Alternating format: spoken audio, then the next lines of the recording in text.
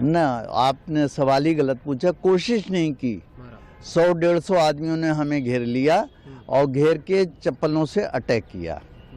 तो इसलिए ये कहना कि कोशिश नहीं की। और मैं अभी भी यही कहूँगा कि वो दिग्भ्रमित हैं। सबसे पहले वो सनातनी हैं, फिर वो बाद में कुछ और हैं। जब वो मुझे मार रहे थे तो मैंने उनसे कारण भी पूछा कि भाई मुझे क्यों मार रहे हो। मैंने अपना बचाव खुद किया, ऐसा नहीं कि मैं वहाँ से भाग गया या दब गया, मैं बराबर वहीं पर रहा। और मैंने कहा भाई ये सब क्यों कर रहे हो। तो उन्होंने कहा कि वो जो घटना हुई थी CJI के ऊपर, उसके लिए मैंने कहा। तो उन्होंने विष्णु भगवान का अपमान किया था। तो बोले क्या अपमान किया था। सही बात कही थी कि विष्णु भगवान अपना सर खुद लगा लें, क्यों नहीं लगा लेते वो। तब मैंने सनातन धर्म की जय हो करके नारा भी लगाया।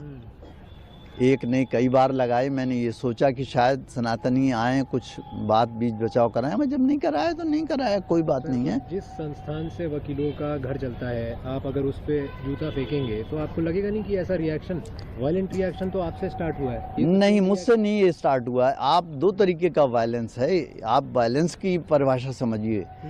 एक वायलेंस महात्मा गांधी करते थे और वो कहते थे नॉन वायलेंस। वो वायलेंस क्या था वो मैं आज आपको बताता हूँ। मैं था नहीं उस समय, मगर मैंने इतिहास में किताबों पर पढ़ा है। साबरमती आश्रम में अगर कोई शख्स चाय भी पी लेता था तो वो कहते थे, पता चल जाता था जब उन्हें, तो वो आमरण अनशन शुरू कर देते थे कि अगर तुमने चाय पी है फलाने ने। तो जितने लोग थे आश्रम के वो उनसे कहते थे कि भाई तुमने पाप किया और सजा हमारे महात्मा जी भुगत रहे हैं। ये भी एक वायलेंस था, आप समझिए। हाँ, तो किसी को हम सीधा अपना लेते वायलेंट, नॉन वायलेंट तरीका आपने। हाँ, तो वायलेंट एक्ट है। आप ये जो सवाल पूछ रहे इसके कई बार जवाब दे चुका हूँ। सबसे पहले उन्होंने अपमान किया विष्णु भगवान का। जो गलत था या सही था ये आप खुद फैसला कीजिए, आपको आवाज आएगी गलत किया। गवाही एक इंसान है, पर जब वो उस कुर्सी में बैठते हैं कहीं पे आप सनातन धर्म की बात क्यों नहीं कर रहे हो कि सनातन धर्म का भी अपमान उन्होंने किया, वो गलत किया। उन्होंने कोई अपमान नहीं किया था, आपने गलत चीज सुनी, उनने वो बोला भी नहीं था जो आप कह रहे हैं। अच्छा, फिर तो फिर सवाल ही मेरे गलत था। आपने जब आपने अच्छा तो आपको फिर जवाब देना मेरे बेकार हो जाएगा। आपने जो सुना वो सही सुना। आप सर, उसके बाद सुनने में आई थी खबर कि आपकी सुप्रीम कोर्ट में एंट्री बार है, तो आज आप अंदर कैसे आ गए बिना? हम ही सुप्रीम कोर्ट में नहीं आए। ये तो सुप्रीम कोर्ट में जो गेट से अंदर कोर्ट का है, तो आप मुझे पकड़ के बाहर कर दो। बड़े अच्छे आदमी हो आप। नहीं, मैं तो पूछ रहा हूँ। मैं बाहर आऊँ, बाहर बात करते हैं। छोड़िए, बंद कर दी, बंद कर दी। अब आप बात बंद। तो आप सवाल तो उल्टे सीधे पूछ रहे हैं ना मुझसे। नहीं सर, ये उल्टा ही सीधा। चीफ जस्टिस पे जूता फेंके, उससे उल्टा सवाल भी नहीं पूछ सकते। नहीं। देश दुनिया की ताजा खबरें और वीडियोस के लिए अभी। हेलो दोस्तों, सभी को क्रांतिकारी जय भीम, नमो बुद्धाय, जय भीम, जय संविधान। दोस्तों,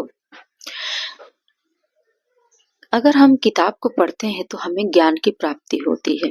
तो हम किताब को बहुत ही महत्वपूर्ण मानते हैं, शिक्षा को महत्वपूर्ण मानते हैं, इसलिए क्योंकि हमें ज्ञान प्राप्त होता है। अगर वही चीज संविधान की बात की जाए तो संविधान को हम इसलिए मानते हैं क्योंकि हमें हक अधिकार देता है। संविधान सभी प्राणी को बराबरी का हक देता है कि नहीं?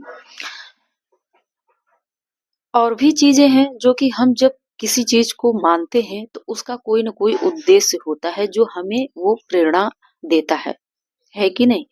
लेकिन एक सनातन धर्म है जो कि कहने को तो सनातन धर्म है, वो धर्म है। हालांकि धर्म कोई बुरी बात नहीं है, किसी धर्म को अपनाना बुरी बात नहीं है, लेकिन हमें धर्म सिखाता क्या है?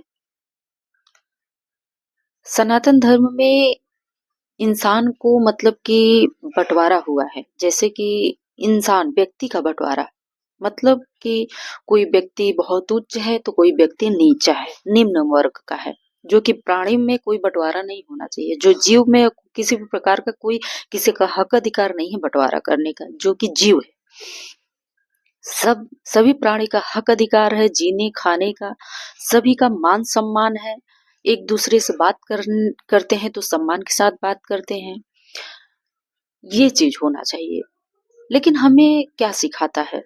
जब मान लेते हैं किसी को, जब अगर सनातन धर्म है तो अगर उच्च बताता है किसी व्यक्ति को तो उसके लिए तो बढ़िया है, लेकिन जब किसी व्यक्ति को निम्न बताता है और उसके बारे में अनाप शनाप बताता है तो वो तो बुरी बात है, उनके लिए तो अच्छा नहीं है। लेकिन यहाँ पर बात आती है कि जब अगर इंसानों में व्यक्ति में बँटवारा हो जाता है, तो ये जब किसी चीज़ को कुछ नहीं प्राप्त होता है उस चीज़ से, तो उस चीज़ को तो नकारेगा ही कि भाई जब हम किसी चीज़ को हमारे लिए वो है ही नहीं, तो हम क्यों उसे स्वीकार करें, है कि नहीं? तो वैसे ही हमारे दलित समाज के जो जितने भी हैं, उनको सनातन धर्म नहीं पसंद है और हमें भी नहीं अच्छा लगता है।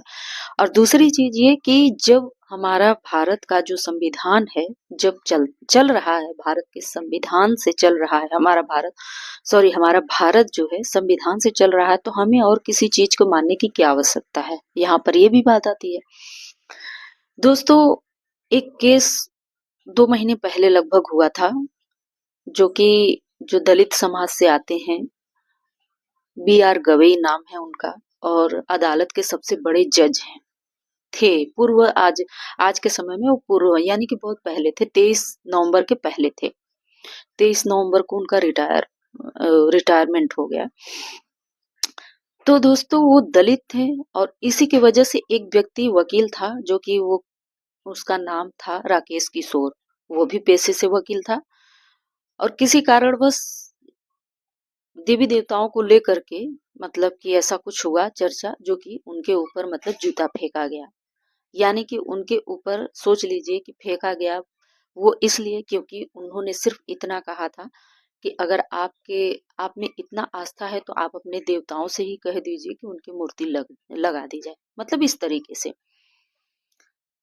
तो उस व्यक्ति को इतना मतलब नागवार गुजरा कि उन वो राकेश किशोर ने मतलब कि जज साहब के ऊपर जूता फेंक करके मारने की कोशिश किया।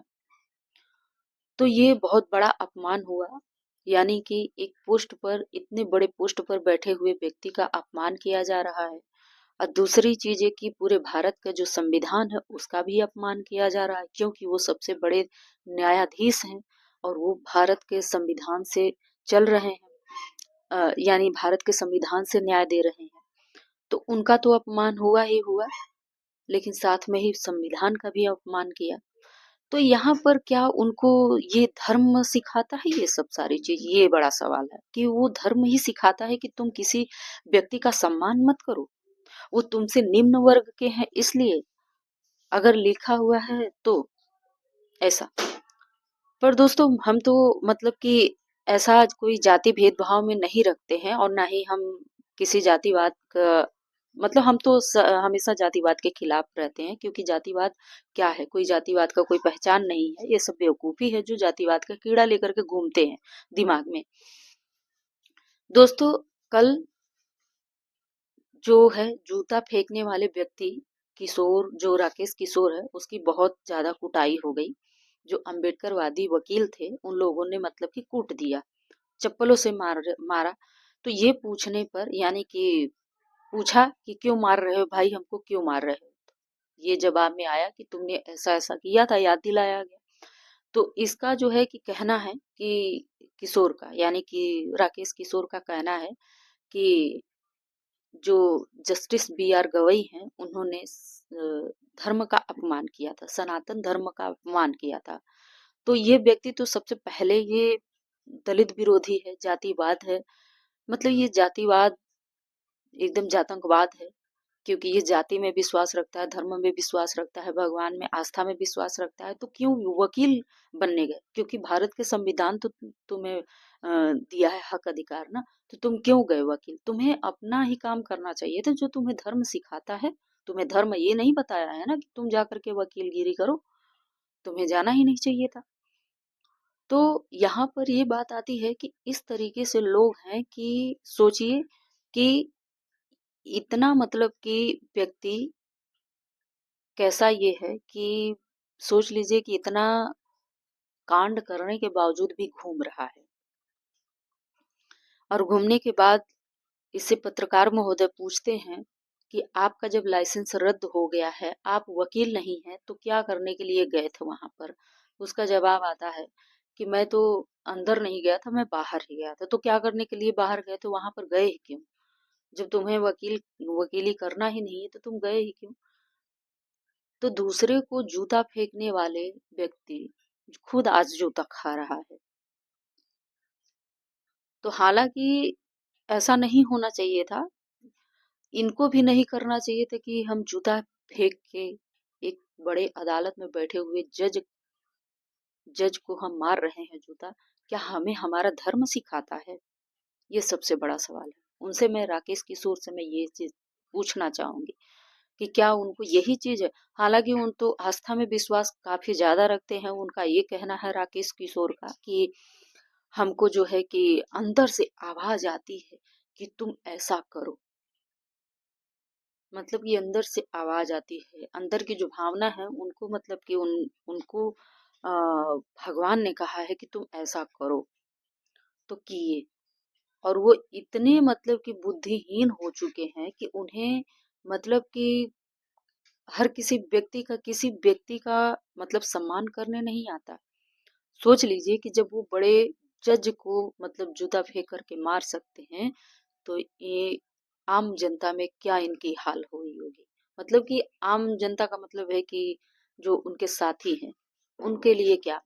और यहाँ पर मार खा रहे थे तो सनातन धर्म का जो है कि नारा लगा रहे थे, ताकि हमें आकर के जो सनातन धर्म के लोग हैं वो आकर के हमें बचा लें।